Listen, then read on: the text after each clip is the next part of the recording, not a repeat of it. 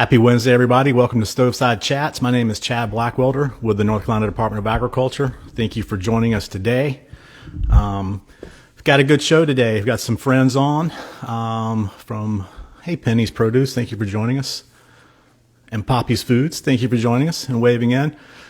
Again, Happy New Year's, everyone. Hopefully everyone had a safe and happy Christmas holiday season and New Year, and ready for a new year, that's for sure.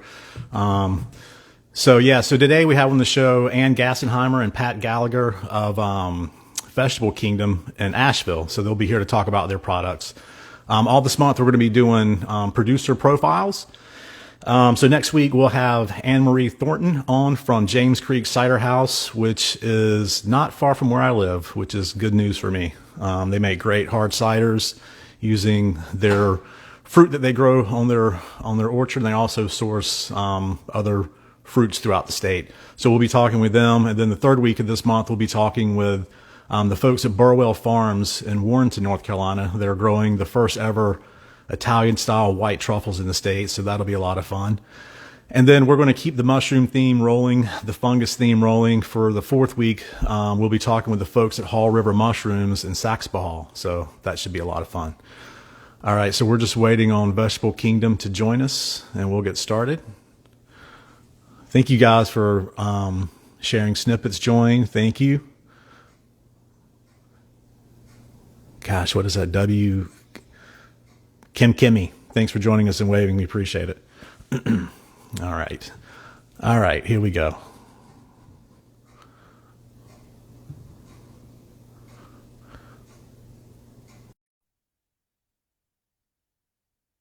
All right, got Vegetable Kingdom coming on right now.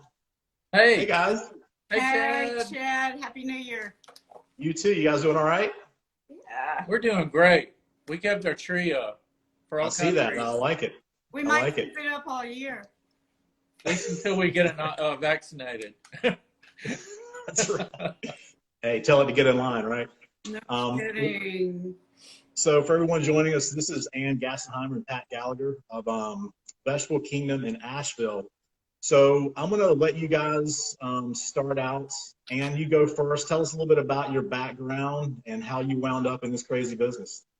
Well, Pat was going to start. You start. Can we? No, you got to do what Chad says. All right. So Pat was forming a CSA on coastal South Carolina, and there was abundant produce of all types all year round. And we started doing value added, and it just took off, selling at farmers markets and growing the product line when people would ask for something. So yeah, we kind of cut our teeth in farmers markets, and we still go to at least one farmers market because we get a lot of great immediate feedback, and we get a lot of suggestions. Like several of our current products are as a result from maybe 10 or 15 people over a course of a period asking for it. And it's like I was gonna ask you guys about that, and we'll circle back around to that. Now you guys have not food service backgrounds, right? And you were a photographer and Pat an architect, correct? Yeah, long time ago. and he used his skills in building my first kitchen, because at the very beginning I had to find places to cook. Let's see, I cooked in a barbecue restaurant kitchen. Then I cooked in the kitchen of a B&B where everybody thought I worked there, so they'd come in and ask for taste. And then we cooked out of an old cafeteria in an old elementary school. And finally, we got our own kitchen, which Pat built out. It was a warehouse that I built out into a kitchen. And it was fantastic. And that was fun. So, And you have two kitchens you're operating out of, correct? yep. Right now well, let's see. Anne was a little modest. She really started with a bunch of jams and jellies from all the fruit trees on the coast over in South Carolina, and we expanded slowly to the point to where I have been running a CSA farm, and I had to quit that and throw in with her because she was too busy for her own good. And we never looked back from there. And we moved here in 2017. And we're really glad we did. There's a lot. I mean, we wouldn't know you if we hadn't moved. True. So that's a big plus. But and we wouldn't have gotten involved with the Blue Ridge Food Ventures. That's our second kitchen where we go when we get really large orders and have a deadline to fill the orders. And hopefully that'll happen more and more, because it's been happening a lot the last month or so. So that's good to hear. And now, one of your kitchen locations, you guys use this as sort of a food hub for other producers too, right? Oh yeah, we are. We're over at Golden Ray Food Service, which has been around, golly, probably since the late '60s, and they have a full inspected kitchen, and we work out of there with our kettles, and right now we have several people that come and go out of there. We've got new stock food boxes, which is a really great business that started last year, and they're doing great. We've got Bad Art Bevco, which is a beverage company making all kinds of little custom cocktail drinks and things like that. And we got a couple of caterers that come and go. We got Clarence cooking with comedy, and so we're a happy little family over there. It's a small, busy kitchen that Pat runs really well, and we like to encourage other entrepreneurs, because when we began, there was not a lot of opportunity for, it was when local wasn't really a thing. So. After doing this for a few years, we kind of looked at each other and said, I wish we had been around when we had gotten started. And so we try to do that for other people, kind of let them skip a couple of years of trial and error. Yeah, that's really, really kind. And I know that Asheville has had that sense of community and sharing for a long time. And it's really cool to see how, not that it just started in Asheville, but how that sense of community is growing everywhere. There's a lot of really great collaborations and a lot of cool shared spaces that people are able to take advantage of without, breaking the bank right from the beginning when you're trying to do a startup. So it's really cool that you guys are fostering that. So I have a really serious question. We even have a food guild here now. Okay. So here's my serious question. Who's in charge of Vegetable Kingdom? She is. Pat runs the kitchen. He's in charge of production, and he's at the farmer's market every day. He's at the kitchen every day cooking. Everything is made fresh. When it leaves our warehouse, it's still got 98% of its shelf life, maybe 99. Sometimes 99. Yeah. I delivered an order the other day that was still warm. The jars were still warm. So yeah, it's That's we do it together. It's a shared business for real. But yeah, we divide up the duties. Yeah. I want you guys to. She's the chef and I'm the cook. Well, There's a big difference. Hey, you've got to have that hierarchy in the kitchen, that's for sure. I guess. So let's talk about some of your products. Now, I know that you said that I was going to ask you, where did the inspiration come for your products? And you talked about, friends and customers providing some of those ideas. Where else do you guys call this inspiration from?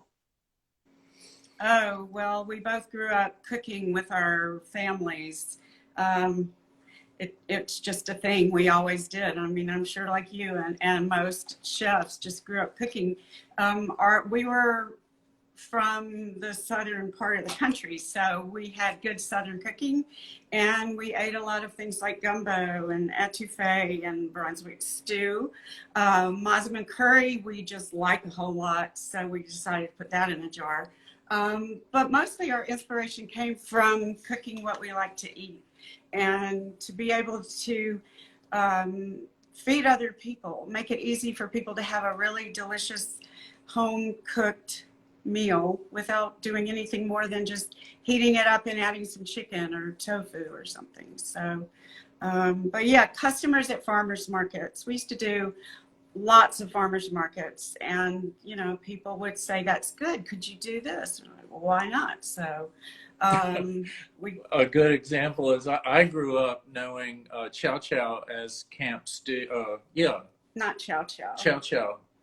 Chow chow is what you would eat. Oh, yeah, green tomato relish. Green tomato relish is how I knew it, and I'd been working a farmer's market for weeks, and I kept getting the question, "Do you ever sell any chow chow? Do you have any chow chow?" I finally went home and said, "Ann, what is chow chow?" And she said, "Green tomato relish." Oh, okay. And we have a great recipe. In fact, you guys gave us an award in 2019. It's popular for our chow chow. But again, it's a Southern thing, you know. Other people are like, "What is it?" I talk to people all the time. Tell me what chow chow is. What's in it?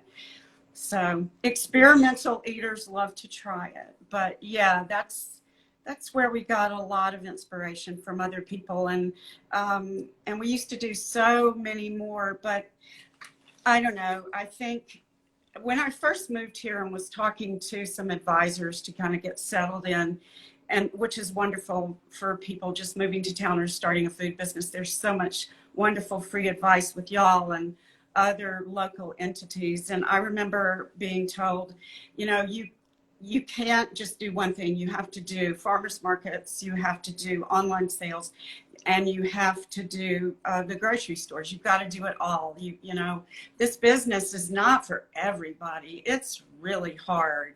It ages you, and as you know, standing up in the kitchen. And hey, I did my fair share at the beginning. Yeah, I can break down 100 pounds of lemons, peel some ginger, slice some mangoes. That's right. Now I chew up all the produce every day. So, If you ever have a produce prep competition, just include me in on it, because that would be fun. He's fast. That's not a bad idea. And you guys were really we had you at some of the events, not last year, the year before, the Chow Chow Festival, which is super appropriate for you guys to be there, and also the Seafood Festival. And at the end of each festival, you guys were kind enough to send me home with some stuff, and y'all's products are fantastic. And Heidi Bellato just commented that you guys have some of the best chow chow, and she's right. I grew up eating chow chow, and as you guys know, having pickles on the Southern table is pretty important. So I've had a lot of chow chow, and y'all's chow chow is way up there. So tell us a little bit more about Vegetable Kingdom, some of the other stuff you guys have, and talk a little bit about where folks can find your product. Okay. People can find the product in grocery stores and small mom and pops. The website, you can always. There's a list on the website, but it's not. But really generally speaking, we're in all the Ingles, Publix, Earth Fare, Food Matters. We're even Wegmans up in your neck of the woods. Yeah. And a few others, and we're, always trying to get into more. So that's kind of the name of the game at this point. Is you only grow if you can increase your volume. So that's what I do most of the time while he's in the kitchen, listening to music or whatever, and just cutting up vegetables and stirring the pot. I'm on the phone and at the computer doing the really hard work. Definitely. Yeah, I would rather have Pat's job, I think. It's that's one of my favorite things, is like being in the kitchen by yourself with your music going and just head down and prepping. It's fun. Well, if you ever have a free day, come on down and you can choose the music. No interruptions either. You don't have to answer the phone because you're too busy or you can't hear it and all of that. But the other products, we've got our stable of 4 soups right now that we're doing what we call the classics, which is the gumbo, the etouffee, the massaman curry, and the Brunswick stew. They're very popular. All old Southern favorites, as everybody knows, except for the curry.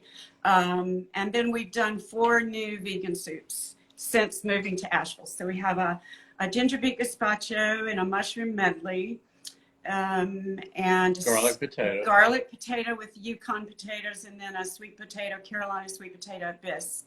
And you can eat them alone or with other things. Some of them you can eat warm or cold, like the beet and the sweet potato are good in can the be summer. cold soups, and they were popular this summer. So and they're versatile.